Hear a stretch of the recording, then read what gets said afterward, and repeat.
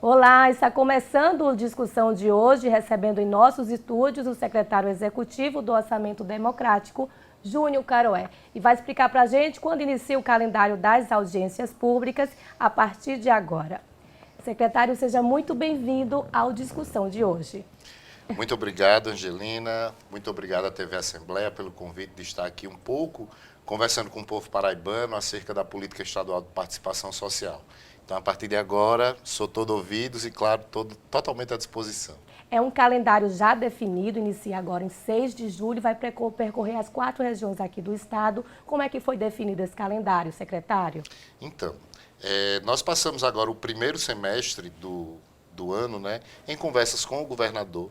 Inicialmente, nós iríamos fazer essas audiências ali começando no finalzinho de abril, iniciando no mês de maio, até mesmo para dar o tempo, né, constitucional do ciclo orçamentário, que se encerra no dia 31 de agosto.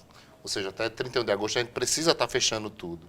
Mas o que acontece? No meio do caminho, o governo federal, ele teve uma decisão muito assertiva, inclusive, de criar o Orçamento Participativo Nacional.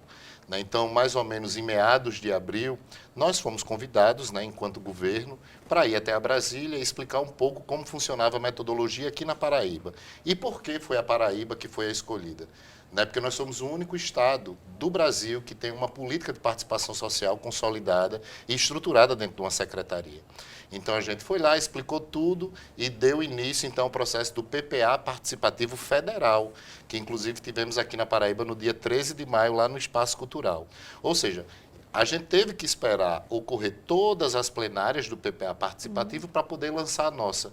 Até mesmo para não confundir a cabeça da população, né? Uma hora está demandando para o governo federal, outra hora está demandando para o governo estadual, né? Então a gente decidiu respeitar esses tempos e lançamos agora na última terça-feira, lá na sala de concertos, esse calendário, como você bem disse, Angelina, inicia no dia 6 de julho, lá para o São José de Piranhas, percorre todas as 14 regiões, com a exceção da região de Campina Grande, que é a terceira, e a região do Vale do Paraíba, que é polarizada por Itabaiana, que é a 12ª, ambas as regiões vão ter 2 audiências. Em Campina vamos ter uma em Campina, uma em Soledade, no Vale do Paraíba vamos ter uma no Ingá e uma em Pedras de Fogo. A não ser isso, em todas as outras vamos ter uma audiência que finaliza aqui em João Pessoa no dia 2 de setembro. Ao total serão 16 audiências públicas, vão percorrer aí todo o mês de julho a início de agosto. Como é que o senhor vai definir essa ODE, o que ela representa para o Estado, já que ele foi referência para o governo federal, não é? Exatamente. Na verdade, nós temos 2 concepções do orçamento democrático. Temos uma concepção do orçamento democrático para dentro do governo e uma concepção do orçamento democrático para fora do governo.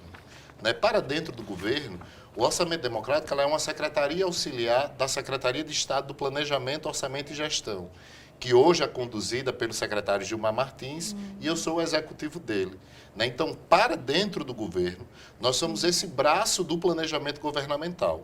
Ou seja, mas é um braço do planejamento governamental que vai além dos planos setoriais, que vai além das audiências das políticas públicas. O que nos importa é conversar com a população da maior forma possível, da forma mais ampla possível. Por quê? Para que nos planejamentos do governo a gente também tenha esse olhar da população na hora de precificar ou na hora de priorizar alguma obra, alguma ação ou alguma política pública. Até mesmo porque só vai saber se a política pública está funcionando quem recebe ela nas suas portas.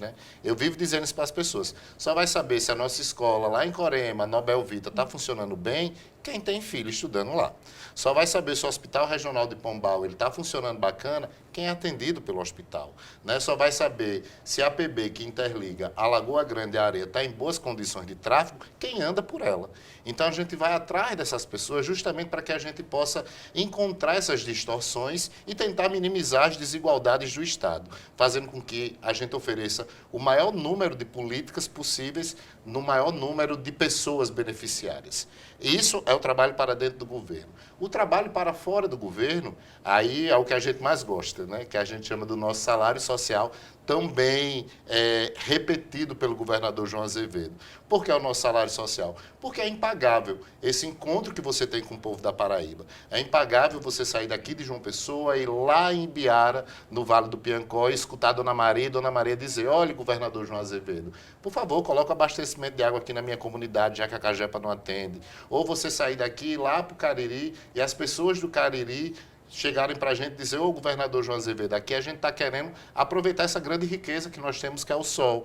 Então a gente queria que o governo começasse a pensar alternativas de energias renováveis, né? Que foi inclusive o que saiu como prioridade da região de Monteiro no ano passado, que deixou todo mundo impressionado, né? Como é que uma audiência com uma gama de agricultores e agricultoras demanda algo tão qualificado para o governo do estado como energia solar ou energias renováveis, né? Então, a gente tem essa dubiedade.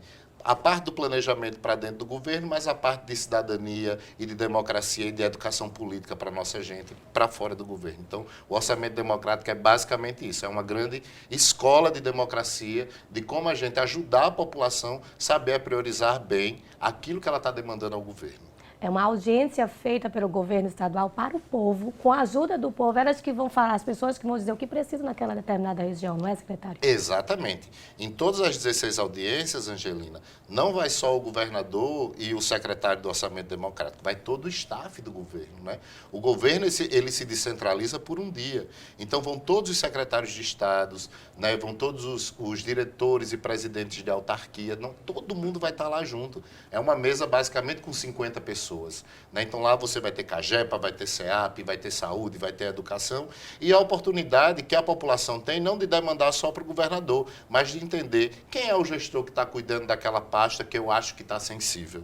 Né? Então, tem essa parte de você poder chegar diretamente ao secretário ou à secretária de Estado e fazer a sua demanda diretamente para eles. Né? Então, nesse rodízio que nós fazemos, a gente tenta não só ter um governo interativo, mas também ter um governo participativo, né? Onde o governo também ele precisa se enxergar dentro desse processo.